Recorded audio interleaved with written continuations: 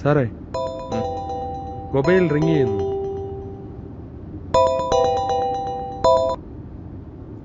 Hello. അറിയില്ല, ഞാൻ ഉറങ്ങുമായിരുന്നു. മോൻ എണീറ്റോ? ആണോ?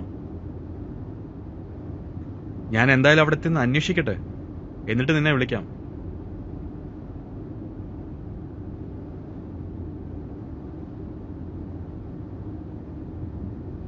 ഇന്നലെ ഞാൻ വിളിച്ചപ്പോൾ സുഖം എവിടെയായിരുന്നു? ഒരു ഓട്ടോ ഉണ്ടായിരുന്നു സാറേ, അത് കഴിഞ്ഞ് രാവിലെ എത്തിയത്. വീട്ടിൽ വന്നൊരു ഉറക്കമൊക്കെ കഴിഞ്ഞിരിക്കുമ്പോഴാ സാർ പെട്ടെന്നൊരു ലോങ് പോകാനുണ്ടെന്ന് പറഞ്ഞ് വിളിച്ചത്. അത്ര അത്യാവശ്യം ഉണ്ടെങ്കിലേ സാർ എന്നെ വിളിക്കുമെന്ന് എനിക്കറിയാം, അതാ പെട്ടെന്ന് പോകുന്നത്. ഇതുപോലൊരു യാത്ര പോയിട്ട് കുറച്ചു നാളായി, പെട്ടെന്ന് തീരുമാനിച്ചതാ. അതാ അപ്പൊ തന്നെ സുഖുവിനെ വിളിച്ചത്. അതൊന്നും കുഴപ്പമില്ല സാറേ, എപ്പോ വേണോ വിളിച്ചാൽ മതി.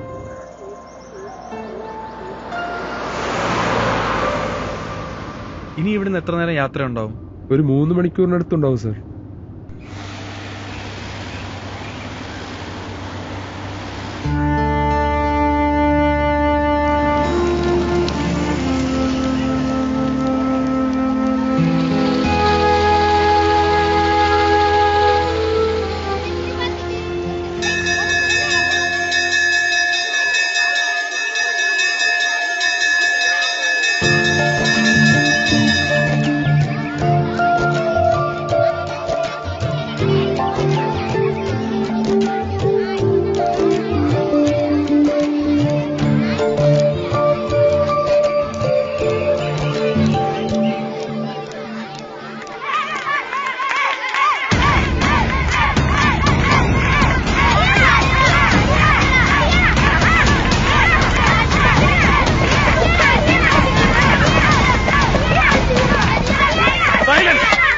എന്താടാ ഇത്? സ്കൂളാണോ അതോ ചന്തയാണോ ഇത്? മാഷ് ഇവന്റെ ബുക്ക് വലിച്ചു കീറി. ഞാൻ മാഷിനോട് പറയുന്നു പറഞ്ഞപ്പോഴാ ഇവ എന്നെ തല്ലിയത്. എന്തിനാണ് അവന്റെ ബുക്ക് വലിച്ചെറിയ? ക്ലാസ് കഴിയുന്നവരെ പുറത്തു നിന്നോണം കേട്ടടാ. ചന്തപ്പിള്ളാരെ പോലെ നടക്കുന്നേ. ആ ഹോംവർക്ക് എല്ലാരും എഴുതിയായിരുന്നോ? ആ ബുക്ക് എടുത്തേ. നിന്റെയൊക്കെ അഹങ്കാരം ഉണ്ടല്ലോ, അത് ഇന്നൂടെ മാത്രമേ നടക്കത്തുള്ളൂ, മനസ്സിലായോ? പുതിയ മാഷ് നാളെ ജോയിൻ ചെയ്യുക. ആളെ നല്ല സ്ട്രിക്റ്റാ, എന്നെ പോലല്ല, നല്ല കീറുകയും. പഠിക്കടാ ബുക്കെടുത്ത്.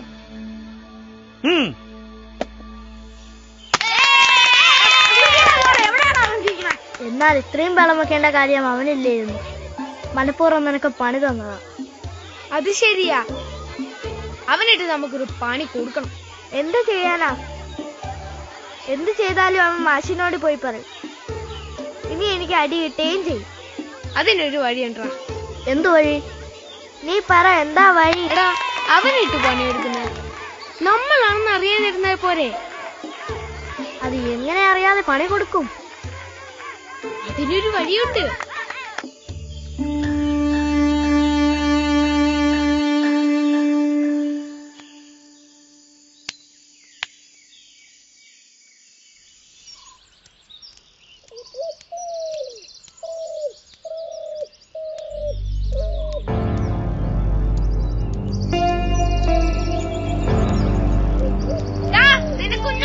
അവനിട്ട് കൊണ്ടില്ലെങ്കിൽ പണി പാളുവേ.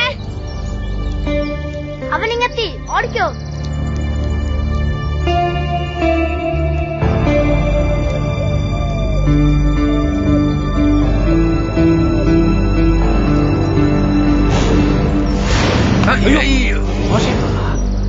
അയ്യോ,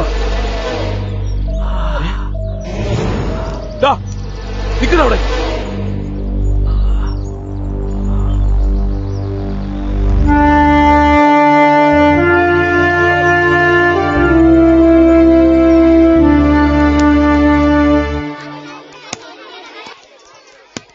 അതെ, നന്നായി പഠിക്കും.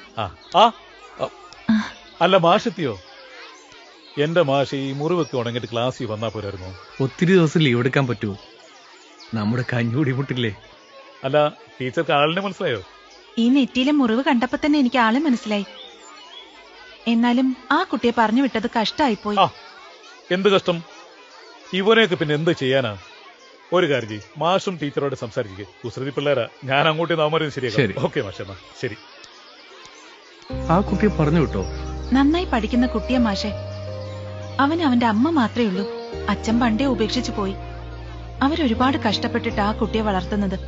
ഇതിവിടെ പലർക്കും അറിയാമെങ്കിലും ആർക്കും ഒരു മനസാക്ഷി ഇല്ലാന്ന് തന്നെ പറയേണ്ടതായി വരും. എന്നാ ഞാൻ ക്ലാസ്സിലേക്ക് പോട്ടെ.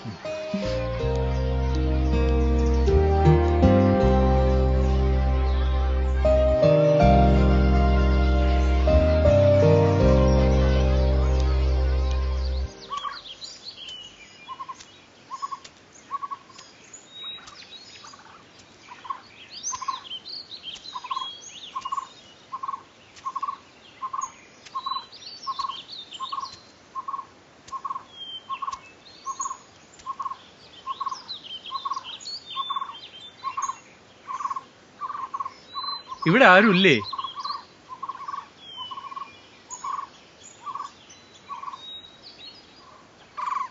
ആരാ? മാഷാണ്. അയ്യോ, എനിക്ക് മനസ്സിലായില്ലായിരുന്നു. മാഷെ, അകത്തോട്ട് കയറിയിരിക്കാം. വേണ്ട, വിവേകിനെ ഒന്ന് വിളിക്കൂ. മോനെ, ഇങ്ങ് വന്നേ. മോനെ വാ. എന്താ അമ്മയുടെ പിറകിൽ ഒളിച്ചു നിൽക്കുന്നത്? ഇവൻ നന്നായി പഠിക്കും. ഇവന്റെ അച്ഛൻ ഉപേക്ഷിച്ച് പോയേ പിന്നെ ഒത്തിരി കഷ്ടപ്പെട്ടാ ഞാൻ ഇവനെ പഠിപ്പിക്കാൻ വിട്ടിരിക്കുന്നെ. ഇങ്ങനൊരു പ്രശ്നം ഉണ്ടാക്കി സ്കൂളിൽ നിന്ന് പറഞ്ഞു വിട്ടപ്പോ സഹിക്കാൻ പറ്റിയില്ല. ഇപ്പൊ ഞാൻ ജോലിക്ക് പോകുമ്പോ ഇവനെയും കൊണ്ടുപോകുന്നുണ്ട്. എനിക്കൊരു സഹായം ആകുമല്ലോ. ഇനി പഠിപ്പിക്കാനൊന്നും വിടുന്നില്ല. മോർണിംഗ് വാ.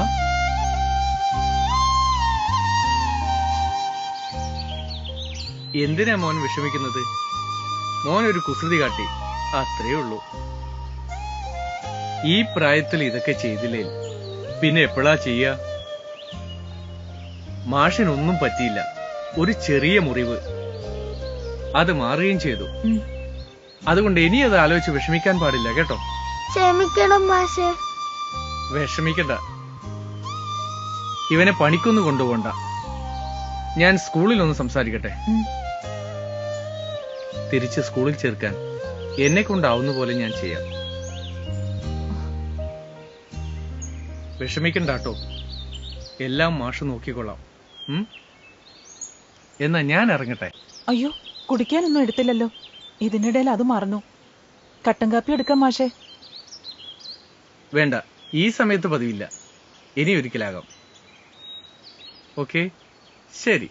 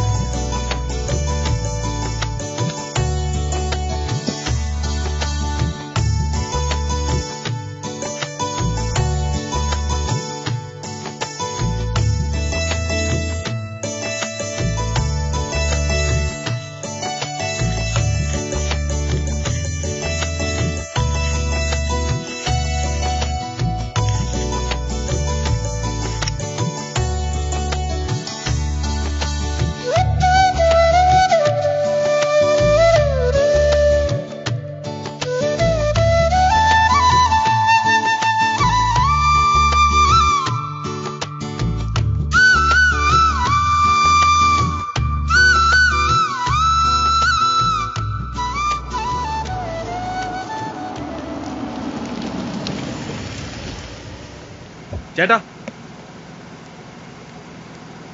ചേട്ടാ, ഈ കൊടുവള്ളിയിലേക്ക് എങ്ങനെയാ പോണേ? കൊടുവള്ളി വഴി പോയാൽ മതി. കഷ്ടിച്ച് 1 കിലോമീറ്ററേ ഉള്ളൂ. അവിടെ എവിടേക്കാ?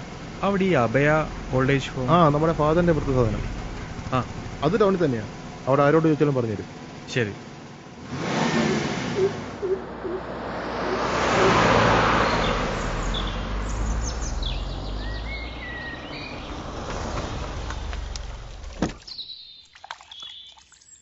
ഇല്ല, ഞാനിന്ന് ലീവാണ്. ആ കേസ് ഞാൻ ഡോക്ടർ ഐസക്കുമായി ഡിസ്കസ് ചെയ്താണല്ലോ. In case of any emergency you can contact him. Okay.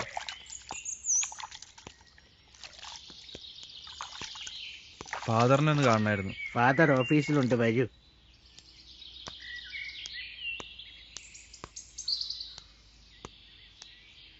അതാണ് മുറി. മനസ്സിലായി പറഞ്ഞോളൂ. May I get in? Yes, come in. Okay, അത് കുഴപ്പമില്ല. നാളെ ഞാൻ അങ്ങോട്ട് വരാം. അപ്പോൾ നമുക്ക് വിശദമായിട്ട് സംസാരിക്കാം. ഓക്കെ, ശരി. ഈശോമിശിഹായ്ക്ക് സ്തുതിയായിരിക്കട്ടെ. ഇപ്പോഴും എപ്പോഴും സ്തുതിയായിരിക്കട്ടെ. ആരാ? എന്താ കാര്യം? I am doctor Vivek, cardiologist. Oh, nice to meet you. എന്താ വന്നത്? ഞാൻ ഒരാളെ പറ്റി അന്വേഷിക്കാൻ വന്നതാണ്. ഓ, കഴിഞ്ഞ ദിവസം TV വന്ന പ്രോഗ്രാമിൽ എനിക്കറിയാവുന്ന ഒരാളെ പോലെ സാദൃശ്യമുള്ള ഒരാളെ ഈ ഹോൾഡേജ് ഹോമിൽ കണ്ടിരുന്നു. അത് അദ്ദേഹമാണെന്ന് അറിയാനാണ് ഞാൻ വന്നത്. ഓ, എന്താ അദ്ദേഹത്തിന്റെ പേര്? ജോസഫ്. ഇവിടെ ജോസഫ് എന്ന പേരിൽ 2-3 പേരുണ്ടായിരുന്നു. ആളുടെ ഫോട്ടോ വല്ലതും കയ്യിലുണ്ടോ? ഇല്ല ഫാദർ. കുഴപ്പമില്ല, നമുക്കിവിടെ രജിസ്റ്ററിൽ നോക്കാലോ.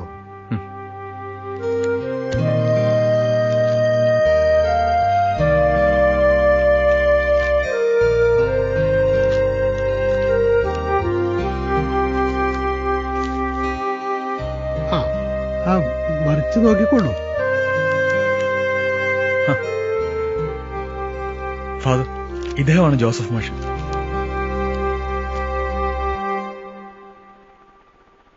ജോസഫും വിവേകും തമ്മിൽ ഒരു ശിഷ്യബന്ധം മാത്രമേ ഉള്ളൂ? അല്ല ഫാദർ, ഒരിക്കലൊരു ജീവിത പ്രശ്നത്തിൽപ്പെട്ട് എൻ്റെ സ്കൂൾ ജീവിതം അവസാനിച്ചപ്പോൾ വീണ്ടും എന്നെ സ്കൂളിൽ ചേർത്ത് പഠിപ്പിച്ച അദ്ദേഹം. അന്ന് തുടങ്ങിയ ബന്ധമാണ് മാഷുമായിട്ട്. MBBS ജോയിൻ ചെയ്തപ്പോഴും മാഷ സഹായിച്ചില്ലായിരുന്നെങ്കിൽ ഞാനിന്ന് ഈ നിലയിലെത്തില്ലായിരുന്നു.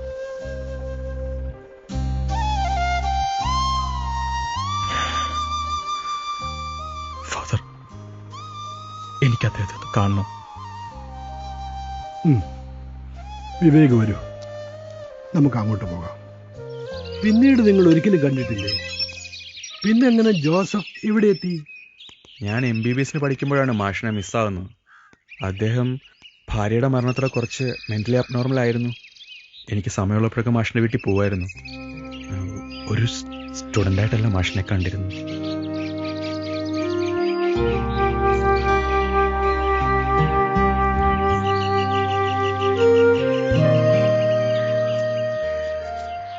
MBBS ജോയിൻ ചെയ്തപ്പോൾ പഴയതുപോലെ നാട്ടിലേക്കുള്ള വരവ് നിന്നു. കത്തുകളിലൂടെയായിരുന്നു കൂടുതലും വിശേഷങ്ങൾ അറിഞ്ഞിരുന്നത്. ഇടയ്ക്ക് വെച്ച് കത്തുകളും വരാതായി. മാഷ് മിസ്സിംഗ് ആണെന്ന് അറിഞ്ഞപ്പോൾ തന്നെ ഞാൻ അന്വേഷണം തുടങ്ങിയെങ്കിലും കണ്ടെത്താനായില്ല. പിന്നെ പഠിത്തം, ജോലി, അങ്ങനെ തിരക്കുകളായപ്പം ഞാനും മാഷിനെ മറന്നു. ജോസഫിനെ തേടി ആദ്യമായാണ് ഒരാൾ ഈ ഹോമിലെത്തുന്നത്. ഒരുപാട് കുട്ടികൾക്ക് വെളിച്ചം പകർന്നു നൽകിയ അധ്യാപകന് ഇങ്ങനൊരു അവസ്ഥ എങ്ങനെ ഉണ്ടായെന്ന് ഞാൻ പലപ്പോഴും ആലോചിച്ചിട്ടുണ്ട്. ഫാദർ, എനിക്ക് മാഷിനെ കാണണം, സംസാരിക്കണം. ഇത്രയും നാൾ ഒറ്റപ്പെടുത്തിന് ക്ഷമ പറയണം. എനിക്ക് എൻ്റെ കൂടെ കൊണ്ടുപോകണം. ഇനിയെങ്കിലും എനിക്ക് മാഷിനെ നന്നായി കെയർ ചെയ്യണം. വിവേക്, വരൂ.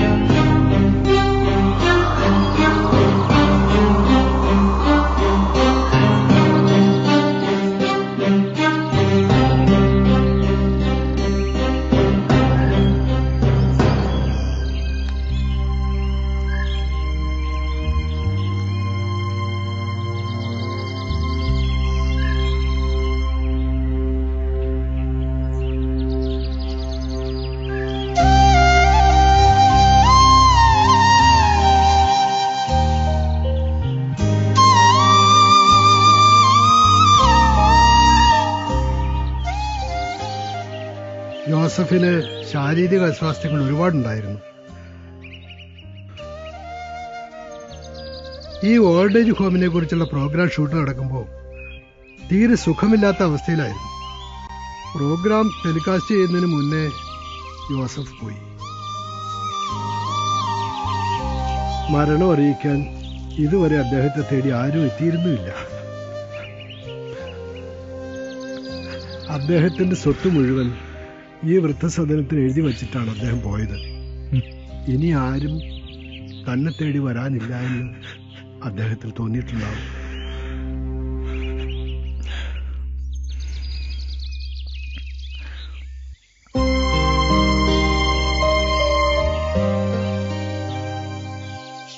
മാതാപിതാക്കന്മാരെ പോലെ തന്നെ നമ്മുടെ എല്ലാവരുടെയും ജീവിതത്തിൽ കൈപിടിച്ച് നടത്തിയിട്ടുള്ളവരാണ് ഗുരുക്കന്മാർ.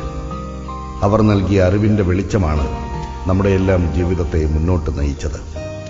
എന്നാൽ ജീവിതത്തിൽ നല്ല നിലയിൽ എത്തി നിൽക്കുമ്പോൾ ആ ഗുരുക്കന്മാരെക്കുറിച്ച് ഓർമ്മിക്കുകയും അവരുടെ ഇപ്പോഴത്തെ അവസ്ഥ എന്തെന്ന് അന്വേഷിക്കുകയും ചെയ്യുന്ന എത്ര പേരുണ്ടാവും നമുക്കിടയിൽ. നമ്മൾ ഓരോരുത്തർക്കും അറിവിന്റെ വെളിച്ചം പകർന്നു നൽകിയ ആ മഹാഗുരുക്കന്മാരെ ആദരവോടെ ഓർമ്മിക്കുവാൻ എല്ലാവർക്കും കഴിയട്ടെ എന്ന പ്രാർത്ഥനയോടെ ഈ കൊച്ചു സിനിമ സമർപ്പിക്കുന്നു.